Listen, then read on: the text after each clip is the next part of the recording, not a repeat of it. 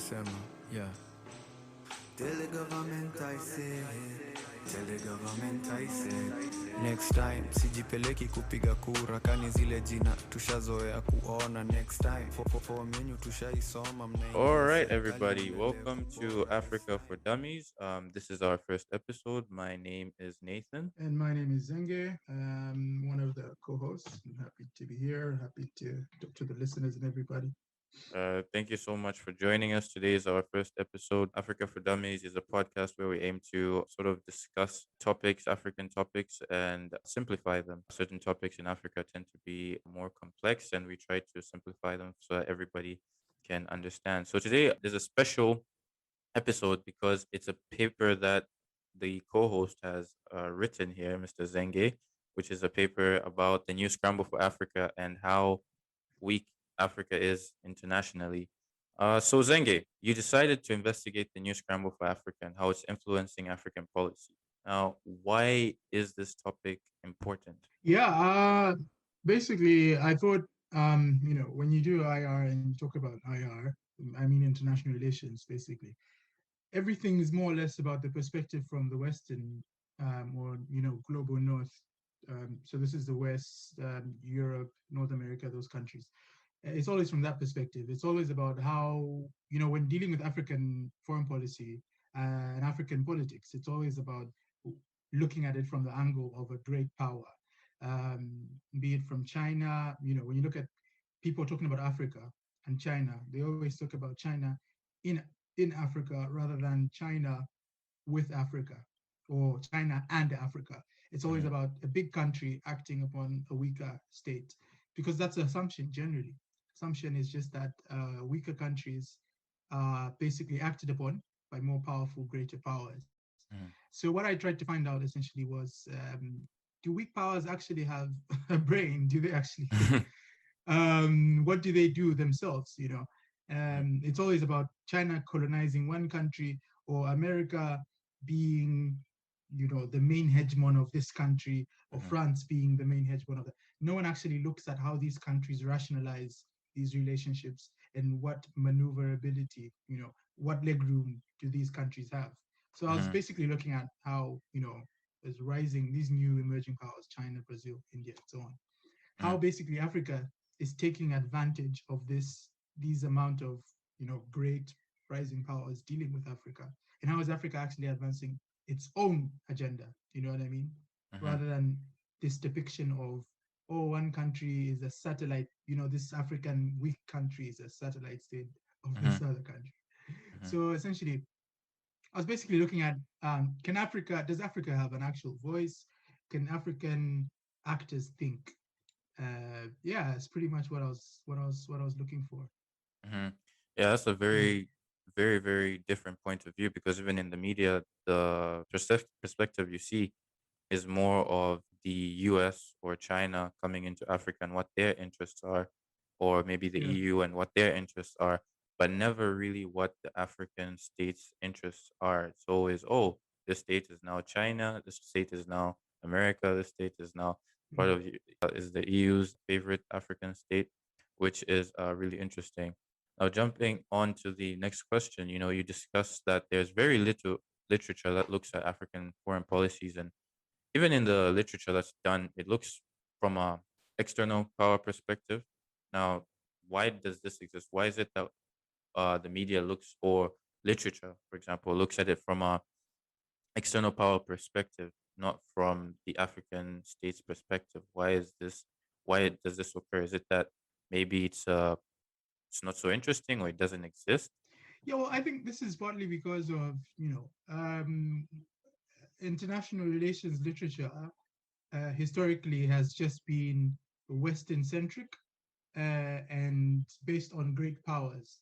Hmm. This idea, first of all, when I say Western centric, I mean there's a term Weberian state, Hmm. uh, which basically means all the functions that we recognize as a state.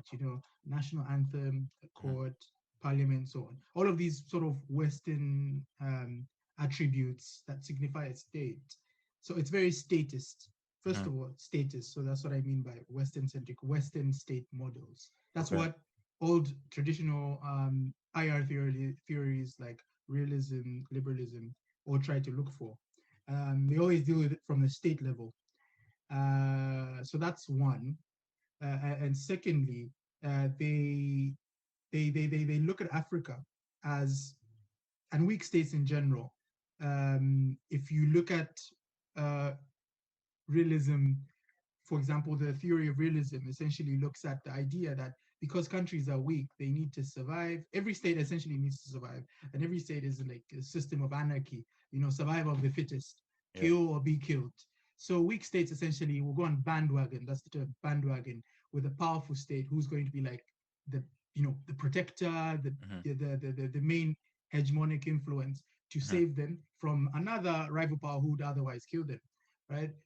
Wait, hold on, So hold on, hold on, hold on, hold on. You keep using this right. phrase, hegemonic. What are you? Hegemonic, yeah. Yeah, what are you Hegemonic talking about? essentially Yeah. is just a regional power or a great power. So Mm-hmm. America essentially could be the global a hegemon in Western Europe, or Mm-hmm. the hegemonic presence of China in Southeast Asia, Okay, okay, essentially. I see. So it's a big power with wielding a certain amount of influence, Mm-hmm. politically, economically, such that states either choose to bandwagon with China or Oh, they choose to bandwagon. Remember, I said bandwagon is essentially when weak states just uh, join mm-hmm. powerful states. Essentially, they join Yeah. powerful states. They couple up with powerful states for their own safety, for their own survival. Okay. So that's the viewpoint of traditional realism when it looks at Africa. It sort of looks at Angola or Mozambique, right? Mm-hmm. Even in the independence struggle, and this was lost in the narrative. Even in Vietnam, often Mm-hmm. in Vietnam we look at it from, okay, this is a fight between the Soviet Union and America. No one Precisely. actually looks at Ho Chi Minh. Ho Chi Minh's struggle was simply for independence. I If you see. look at it in Mozambique and Angola, Mm-hmm. the narrative, the wars, those proxy wars, normally are talked about Western, pro-American camp or the pro-Soviet Union camp. It's Mm-hmm. never really about what were they actually looking for. It was the war of independence from their perspective, and Yeah. whoever was going to help them, they took from. Mozambique took aid from the Soviet Union, the Frelimo party, which was the governing party of Mozambique, the party that won Mm-hmm. the civil war. They essentially took aid from the Soviet Union and from China. So for them, it was simply that we want to get independent, and that's the goal.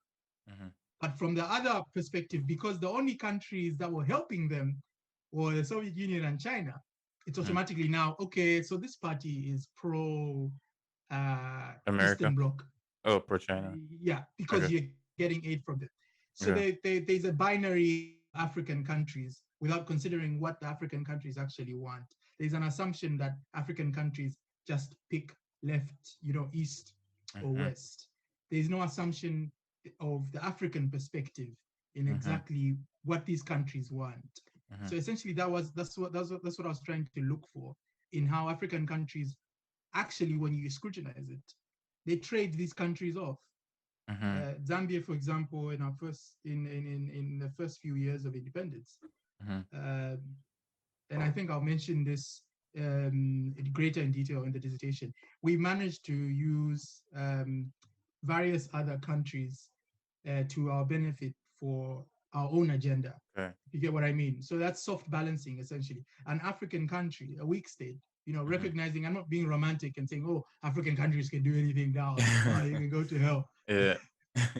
Basically, African countries just cultivate the interests of greater powers for their own interests, right? Okay.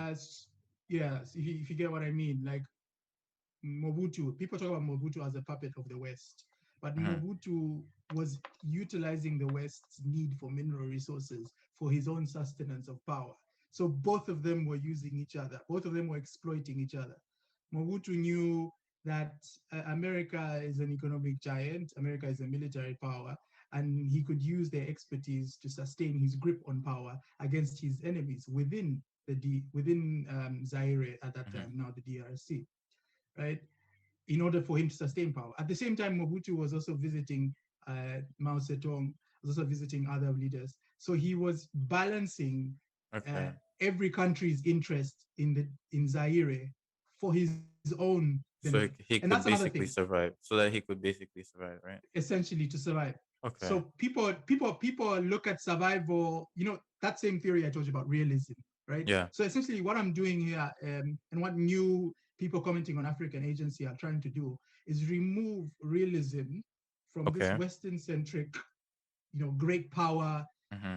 Africa has to switch That's two choose sides. between this side and that Mhm. side, Yeah. to put it from there, from the Western or great power focus to Yeah. the weak state, how a weak state thinks realistically through realism, I right? see. As a That's weak really state, interesting. yeah, as a weak state, you'd be like, oh, okay, so how can I survive?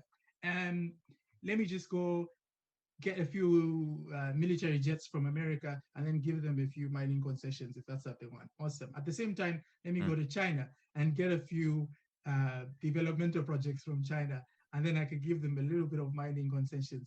At the same time, the rest of the mine, say, many of the other mines would be nationalized or be under my control. So it's this skillful utilization of great powers fighting over you, right? Mm-hmm. And you essentially taking advantage of it. Mm-hmm. It's almost like a girl playing two guys. Or a tag of war, essentially. Yeah, yeah, Essentially, basically. yeah. But that's actually really interesting. I like what you said about the situation in Vietnam, because whenever I watch documentaries or I read about what happened in Vietnam, it's always like, we're gonna bring democracy to Vietnam, the people of Vietnam are gonna Yeah. get democracy. We're here to free you from all that terrorism and everything, America. It's all that type of stuff, man. So it's like Is that a always. documentary or like it sounds Yeah, but it's always that perspective. I've never really thought about it and been like, huh, what did Vietnam really want? Like I've never really thought yeah. about what did the Vietnamese really want. Even when I look at a documentary that was done about, sorry, I'm going to butcher this name. I will butcher it. Mobutu Seseko. Yeah. When you look Yeah. at his documentary, it's never really looking at what he wanted. It's always, oh, he sided with these guys, or he started to side more with these guys. Exactly. That's Yeah. sort of a perspective. But then you're like, okay, what was his perspective? Which I think Yeah. is really, really interesting. Yeah. Yeah, and So that's what agency essentially is. That's the mhm. definition, more or less. Oh, okay. Yeah. So I guess moving on, like you mentioned in your, I think this was one of my favorite parts by far. Like you mentioned that you start talking about this new scramble for Africa. Now, before we get into the new scramble for Africa, could you discuss a little bit about the old scramble for Africa? Yeah, so the old Scrabble of Africa, it's sort of like where contemporary African history starts, although African history is thousands of years older than that. But Mm. uh, so just a caution for those people that think Africa's history started with the New Scramble of Africa. It didn't. Africa has had, Africa has had many, many, many, many years before that. I think it's important to say that because some people honestly don't really know that. Mhm, mhm. So yeah, the first scramble for Africa essentially was, it wasn't really a scramble. It was sort of countries formalizing another scramble, formalizing a scramble essentially. It was the formalization of a scramble. So the Berlin Conference, the hallmark is the Berlin Conference, Okay. from 1884 to 1885, where several European countries, I think about 7 empires, gathered around the table in Berlin. That time, the Chancellor of Germany, newly united Germany, was Otto von Bismarck. So what they did basically was organize their claims of territory across Africa. The origins of the Scramble of Africa are varied, of course. There's excuses, people know the excuses, but the origins are much more in depth. Things can be found in the recessions. There was about 3 different recessions in the last three decades preceding the Berlin Conference in the Mhm, early 1880s. mhm. So those recessions essentially meant that mineral resources were near to depletion, and obviously Africa had a much bigger diversity of mineral resources that were required for industrialization. Mhm. So therefore, it was necessary for those countries to formalize their claims and introduce it into a globalized market. Because for them, that was essentially the beginning of globalization, the extracting of minerals. Okay. So essentially, yeah, that was the scramble. That was the first scramble for Africa. Numerous empires during the periods of industrialization were increasing in terms of economic power and needed more minerals for their growing economies and growing living standards. In a similar way that, whenever a country becomes richer and the middle class grows richer with it as well, you have a situation where there'll be more demand for natural resources to meet the needs of the people and the luxuries that come with being in the middle class.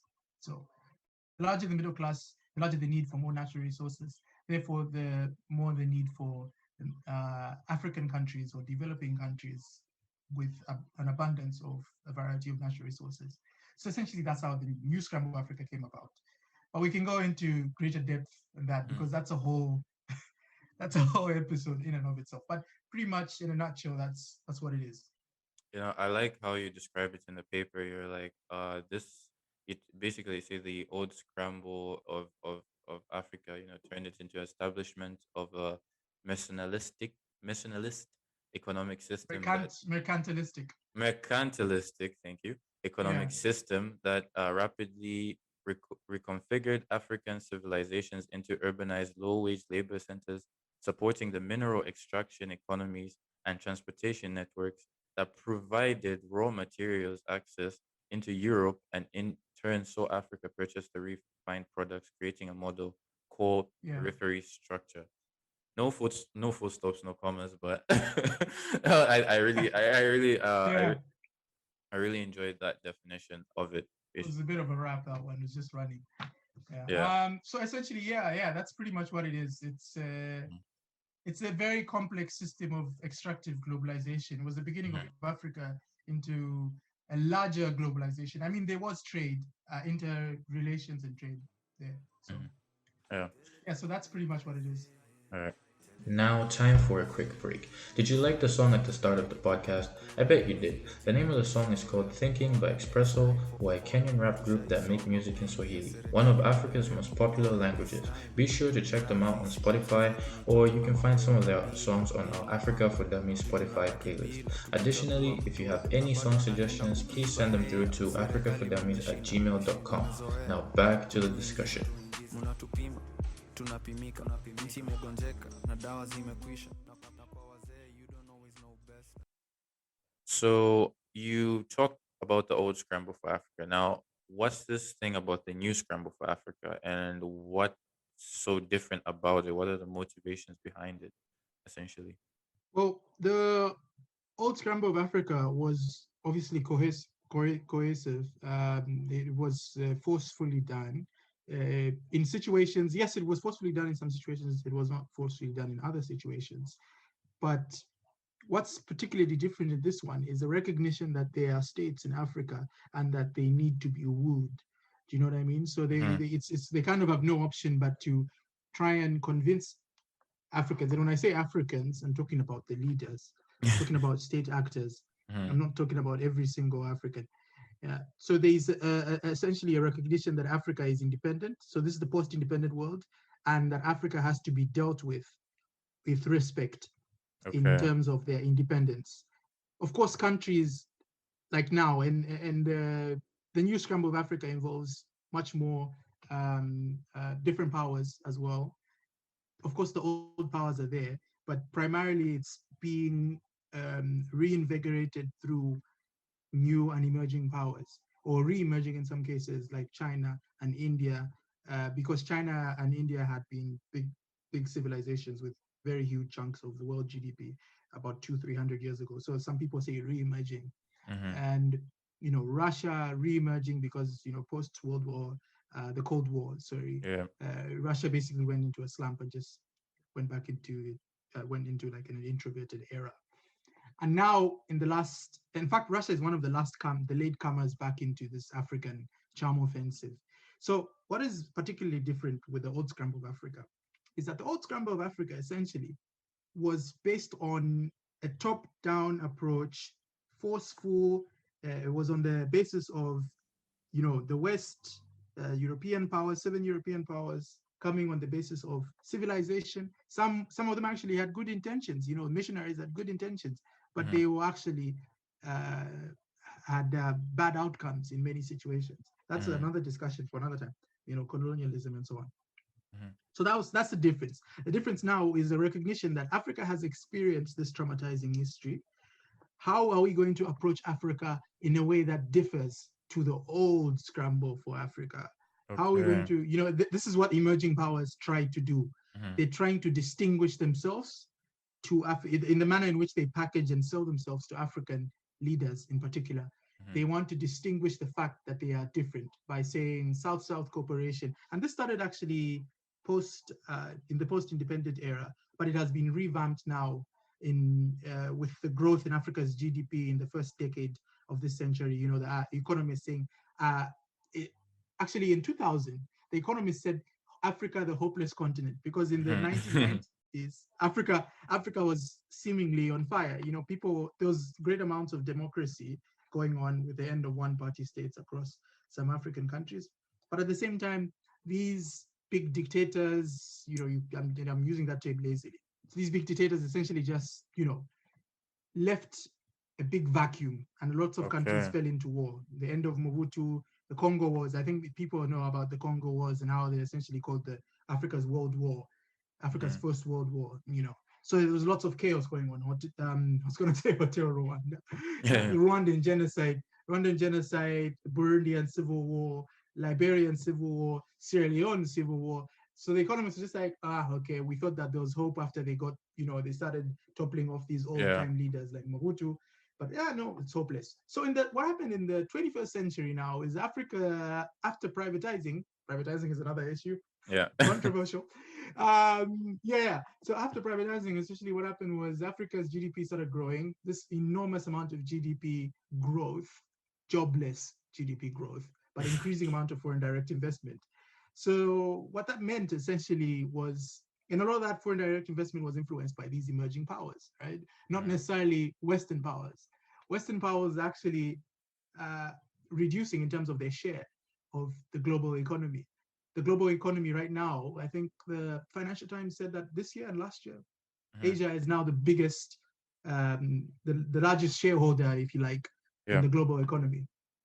No other country, no other region in the world has more economic muscle power than Asia. Wow. So these countries now are growing. India for the past, I think only until 2011 or so, for the past 4 years had an average GDP growth of about 7%. China about 10%. Brazil also growing quite, not as much as China obviously, but also growing, especially in the first 10 years of this century. So a lot of that happened during the first 10 years of this century. In the last 10 years of the century, they're still going, but the recession also impacted them, but not as much as the West. And the recession in 2009 is also another thing to do with the West being seen as, with the West and how the new scramble of Africa is shaping out to be. So essentially what the difference is that the first scramble of Africa was coercive. It was about conquering, it was about territory, it was about converting people, indoctrinating people. This new scramble of Africa is with the benefit of hindsight and the acknowledgement that Africa has been traumatized. And so these emerging countries are trying to figure out how can we, as growing countries now, right? China increasing amount,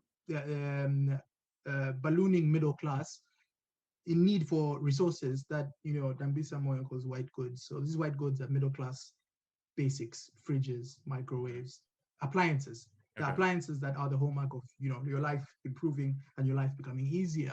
So essentially, these things are under demand because your economy is growing and your middle class is growing in India, in China, in Brazil, in Russia. Because in the first decade of the 21st century, these countries are all coming and they all need minerals. So where do you go for minerals? The last frontier, that's Africa. So, and Africa is becoming more stable after, the AU, OAU, which is the first organization for African unity, post-independence, it went over a period of mad, crazy dictators. I just mentioned the wars. Mm-hmm. So at the end of that, even Africa was also changing. Mm-hmm. Africa also looked more attractive. It was more stable, more, pragmatic. All of Mm-hmm. that anti-colonial ideological stuff was being pushed away. And Mm-hmm. even there's things to do with non-intervention, this idea of strict sovereignty, that, because it's my country and it's a sovereign country, no matter what I do to my people, I can slap every human being as long as this is my country, no one can come and intervene. So that what the successor to the OAU, essentially, which is the AU, Mm-hmm. which was formed in I think 2000. I might be wrong, but on the turn of the millennium, Mm-hmm. essentially said, yeah, we're gonna be more pragmatic. We're gonna set up these things to do with the right to protect, the responsibilities to protect. It's essentially meant that we won't give you the right to sovereignty if you aren't keeping your people well, right? If you're going to be abusing your people to the extent that there's a practical genocide going on, we will intervene. Yeah. You have to earn the right to be a sovereign country, Mm-hmm. right? So human rights and so on started coming into the fold in AU narratives. Constitutionalism, the AU, the African continent had so many coups before that. So they also talked about democratic. That's why there's this obsession with coming and legitimizing things. You can't just simply come with a gun at your Mm-hmm. state media and say, oh, new president, move out. You Yeah. really need elections, even though they're free and fair. Ah, This is another okay. issue of contention. Yeah, Yeah. another Okay. issue of contention. There's Is an that obsession that's with the similar to legitimacy factor. what Yeah, we saw in Zimbabwe, right? I yeah, mean, yeah, that's yeah. why they tried as best as possible to make it, as clean as Sound possible. and Yeah. look clean. Yeah. So Yeah. because the AU is not the OAU anymore. Mm-hmm. And these are, big, powerful African statesmen or very influential African statesmen like Thabo Mbeki, Muammar Gaddafi, Olusegun Obasanjo were the architects of this sort of new 21st century, responsible, pragmatic Africa. How successful it's been is another discussion. So the Mm-hmm. new scramble of Africa now, essentially now, all of these things met. Mm-hmm. Emerging powers are growing. They're getting their act together. They're getting bigger middle class cohorts of their economy, Yeah. all needing these resources. And Africa is there, last frontier, much more stable, looks responsible, less coups, less Mm-hmm. wars. So essentially, they come to Africa. Mm-hmm. And now you can't just come to Africa and say, hey, sir, give me your gold. I mean, it You have to sounds do exactly something. the same as the first, the Yeah, it's first scramble for essentially it's the Africa. same. Yeah, yeah. So you need an excuse, you need a reason. Brazil, Sure. what does Brazil do? Brazil comes in and is like, listen, we've got the biggest Black population outside Africa. So we are your brothers. Lula da Silva, former president of Brazil, actually said, we are Africa's lost brother. That's what Mm-hmm. he said. And he said, they set up all of these conferences, Mm-hmm. South America, African conference. Yeah. Then India, on the other hand, came and says, no, we have a diaspora in Africa. We Mm-hmm. also were colonized. We understand you. We love you. So therefore, you shouldn't be afraid of us. We don't have any bad intentions, Mm-hmm. and we can work together peer to peer. Mm-hmm. The biggest, that what you can see in all of these powers is that there's an emphasis on it being a peer to peer type of rhetoric. Yeah. Brazil, lost brother. India, we were both Yeah. colonized. China, win-win situation, and Yeah. Russia, same situation as well. So all of these countries had to change how they approach Africa. That's basically the difference. Yeah, I think that's a really good way of explaining it. I never really knew why some of these countries, used to just step into Africa. You just see India coming in and just building a bridge, and then you just see, for me, a surprising one was Israel coming in and doing something, and I was like, oh, what? Yeah. Why is Israel?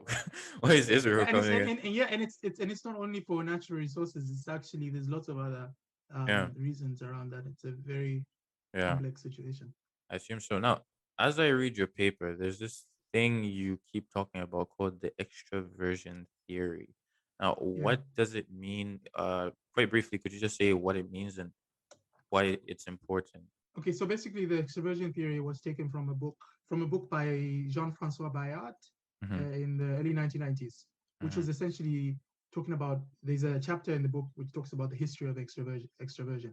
It's basically set in the colonial and pre-colonial Africa, Mm-hmm. about how African leaders, and as I said earlier, there was agency. So all Mm-hmm. of these arrangements were about dealing with these big powers to your own benefit. That's essentially what it is, really. It's about rationally using a big power to your own benefit. As I said before, you know how people always assume that Mobutu was a satellite state of America, but Mobutu was using I see. this American power to sustain his own power and suppress opponents like Laurent Kabila, who was operating in Eastern Congo. Mm-hmm. So essentially, it was a system of sustenance of power, a realist, rational system in which weak states Mm-hmm. sustain power. Oh, Yeah, okay. Yeah. that's pretty much what it is. Okay, it sounds simpler than it actually sounds. Like when you hear extroversion theory, like, whoa, what the hell is that? Yeah, So, the reason it's called extroversion is from the word extractive, because they leverage their minerals essentially. oh, They okay. leverage their natural resources. I Mm-hmm. think I mentioned in there the case study of Mm-hmm. Central African Republic. Yeah, Yeah. Yeah. So now you do the research. yeah. What were your main findings about this situation? I had a lot of findings, to be Yeah. honest. Basically, findings were really varied. There were several countries where you could notice, and basically, agency has to be located first of all, which basically means that agency appears in different areas. You can have agency in from the continental level. You can have agency on the state level, the bilateral level, one state to another state. So, for example, Sudan to China, uh, the Central African Republic to Russia, or you could have agency in the sub-state level, how citizens within the state actually deal with and interact with the foreign affairs of another country. Because there's an assumption, not really an assumption, but it's actually a truth-based generalization that African foreign policy is really in the realm of the leader. The leader is very powerful, which is why I said the omnipresent executive um, is mainly in charge of foreign policy. But when you look at African agency, Mm-hmm. the same executive, the same all-powerful leader on African foreign policy is heavily influenced by the interactions within the state, and sometimes the state circumvents the same powerful leader. Oh, okay. So essentially, again, the leader is informed by, his citizens' survival, basically. He's informed by his survival, but his Okay. survival depends on the citizen's survival. There's certain Okay. even in both in democracies and in not so democratic African states, these leaders make decisions out of the areas that they have to appease in order for them to survive, Mm-hmm. right? So, say, for example, if you are a leader of an African country and you rely heavily on the trade unions and the religious bodies, right? You can't simply just run the country by force, by sheer force and, brute uh, measures across the whole population by Mm-hmm. indoctrinating. It doesn't work like that. You have to create a system of patronage, Mm-hmm. even when you're dealing in your foreign affairs. So when you get developmental aid and developmental assistance, you'd make sure you build your roads in areas that you know that is going to appease these particular areas that you need to sustain your power. So Okay. it's a cycle. See, the system of patronage informs the leader's foreign policy. Mm-hmm. How in I think I wrote there in that book, in Tanzania, China built certain schools for presidents in their hometown, Mm. right? So the foreign policy of I China see. links with the leader's dissented inputs. That's what I call them, dissented inputs, Okay. the things that inform the leader's choices, Mm-hmm. the things that inform the leader's foreign policy and how he behaves in order for him to survive. Okay. So Yeah. leader wants a new road built in his home village. He's got China over here wanting to extract Mm, some oil from his exactly. country. Says, "Oh, China, you want some oil? You can get some oil, but my people need a little bit of a road here. Yeah. Maybe you could maybe you could fix that for me. Okay, I guess Yeah. that's In fact, Magufuli in Tanzania, Magufuli massively developed his district, his home district, Chato. okay. So it's a massively developed district.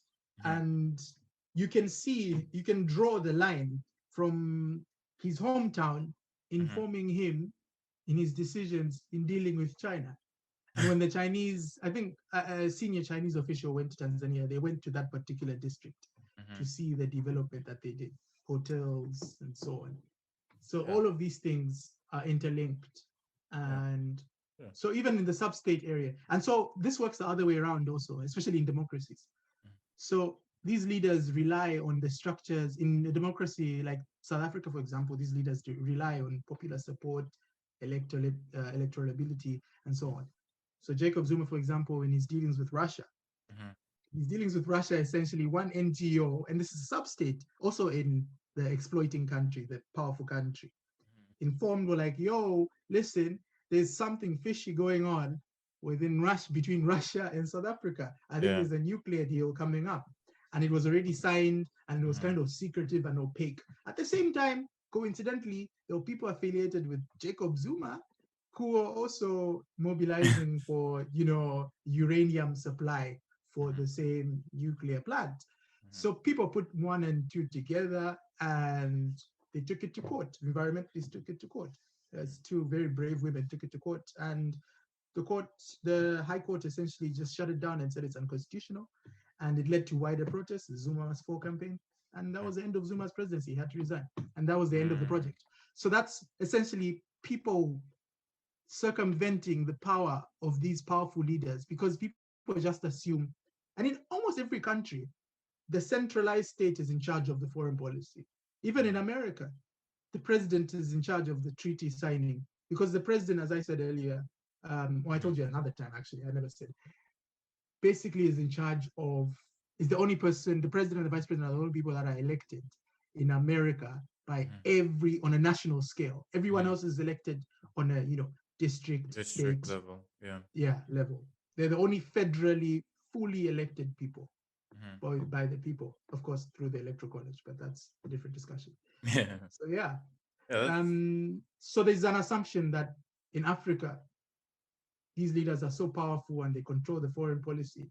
But in more democratic states, people are able to circumvent this by working between one sub-state group, an NGO, environmentalist NGO in South Africa, with other NGOs in Russia, sharing information, mhm. taking it to court, mobilizing, and ending a presidency ultimately. Wow. Yeah, I Yeah. think you can definitely see the power in working with that. Uh, Now, when I read your paper, I decided to it motivated me to sort of go out and start doing more research for myself. And I came across a video that looked at the new scramble for Africa and how we as Africans can win. And that was a video that was done by The Economist. And, when I was listening to it, it was cautiously optimistic as they were speaking, Um, but I don't know, maybe I'm just a pessimist or something like that. But it led me to the question of, do you think that we can win as Africans in this new scramble? And what are some of the things that we can do to win in this new scramble for Africa? Yeah. I was just when you were saying this, I was thinking of how to respond to this question. And the first thing Mm-hmm. that came to my mind was saying the problem with Africa is, every literally every time someone says that, I switch off. Like, Yeah, because that's really. you just know there's gonna be a long A long like discussion. rant Yeah. about someone's personal experience with Africa in one way or the other. The Yeah. problem with The Africa is, problem with Africa. the problem with Africa, the problem with Africans, it's crazy. Yeah. But yeah, I think um I think yes, there is room for optimism, a room for cautious optimism actually, because uh, there's still an obsession with the state, and there is uh, in fact, the old scramble of what's different between established powers engagement with Africa and new powers engagement with Africa is that established powers, and talking about Western powers, actually like dealing with Africa on NGO civilian levels. So the state sort of feels like, why are you going through my back door when you aren't able to come and speak to me directly? You know, the aid goes to NGOs, civil society, sub-state groups, because it somehow smells like they don't trust the state. So from an Yeah. African leader's perspective, he'd be offended. So the main argument, the main advantage that countries like China have and Russia is they deal directly with the state. They give the state the loans to do stuff.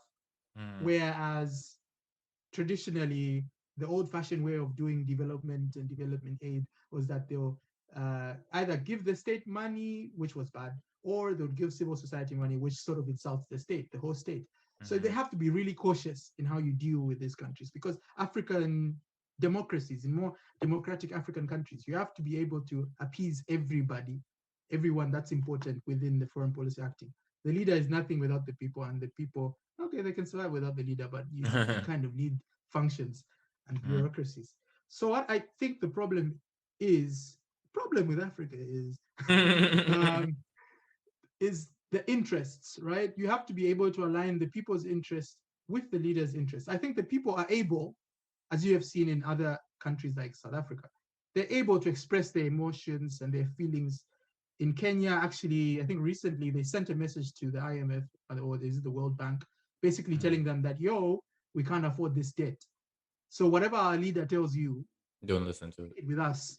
And this is a Twitter, this is a group of people on Twitter in Kenya, essentially. Yeah. You know, that just mobilized. So I think, yes, there's a lot of hope for that. There's a lot of opportunity, because there's so many different ways to engage these big organizations without simply just having to assume government office. It's important, yes, have more able, strong-minded people actually in government with the people's interests, because this focus on state-centric, not the best of intentions, is not in the interests of the people. You know, when those people in the bureaucracy and the foreign policy are not in line with the interests of the people, you get incidences like in Zambia in 2007, when the president of China, you know, the official line was win-win situation, China, lovely, we're good friends, forever and ever. When the Chinese president came, it was embarrassing, because the Chinese president, essentially, his plan was to go to the Copper Belt, which is the main copper producing region in Zambia, to begin the construction, you know, lay the groundbreaking stone for the construction of a stadium, 60,000 seater stadium, as a gift, you know, a friendship gift to Zambia. But they actually canceled that, because there was a fear that the president would spark protests, because a year ago there was a highly xenophobic election, you know, lots of anti-Chinese sentiments as a result of an explosion that killed 50 people at a Chinese mine. So people were protesting to the threat of the protest actually stopped the Chinese president from carrying about his daily, you know, duties. What would have been a good showcase, a good visit, a good charm offensive. So no one can ignore that. They know it has happened, you know. So people are able to show these things. That's what happens when the bureaucracy is not in line with the people's feelings. And in democracies like Zambia, to one degree or another, people ultimately vote you out, right? Yeah. When the bureaucracy is not in line with the people's interests, people ultimately can and they will vote you out, which is why in 2011 the MMD lost the election, which is why Jacob Zuma had to resign. He was forced to resign, because even in the foreign policy, of course, internally, domestically, there are issues to do with corruption and so on. But I'm jumping into the Jacob Zuma thing from the Russian South African nuclear deal. These things add to people not feeling like you have their interests at heart. So sub-state groups are able to act in foreign policy. They're able to make their voice known in foreign policy, especially in more democratic states. In less democratic states, it's much harder, because obviously you have to calculate the cost of repression. Is it worth it to probably die, go to jail, or campaign in exile? You know, against, say, Museveni opening an oil plant in Western Uganda, which is another interesting story. So all of these things, sub-states. So yes, there is hope. I think there is hope. Africans have the right to be cautious, and I think our generation is very much, it just is not interested in reproducing this whole almost blind obedience to leaders. I And see. but I think there has to be a sense of rationality. Simply protesting won't really take you anywhere. You have to actually be able to put it down, either mobilize politically or go to court, challenge whatever these deals are, and be able to read and look through these things in depth for you to challenge these foreign deals that these leaders do. Yeah. Yeah, I think there certainly is a lot of hope. I think the Economist stated that um, as people move into urban cities, I believe, like the less likely they are to vote for like an authoritarian figure, that sort of a thing. Yeah. And I think that deals a lot with the education and things of that nature. But I think that's a good place to actually end it on a little bit of hope, for Africa. Cautious Unlike hope. Yeah. some very cautious hope, but yeah, that was the first episode of Africa for Dummies. Thank you so much for taking the time out to listen to this. And again, if you have any other topics that you would like us to listen to, any song suggestions, we really love African music, preferably sang in the local language. That would be really dope. And you can send it through at africafordummies@gmail.com. Africa for Dummies with the number 4, dummies@gmail.com. Thank you so much for joining us. Yeah, it's been amazing. It's absolutely awesome. This is the first episode, as you know. We're super excited, and whoever can just show their support, listen to our stuff. We're gonna have more episodes. We're probably gonna have different people around. It's not just gonna be us if you get bored of us. And yeah, we're just counting on your support and everybody to listen to this. And I hope you've enjoyed what you've heard. Yeah, thank you so much. Ciao. Hii ni nchi ya mayouth, we need to start tubadilishe hii system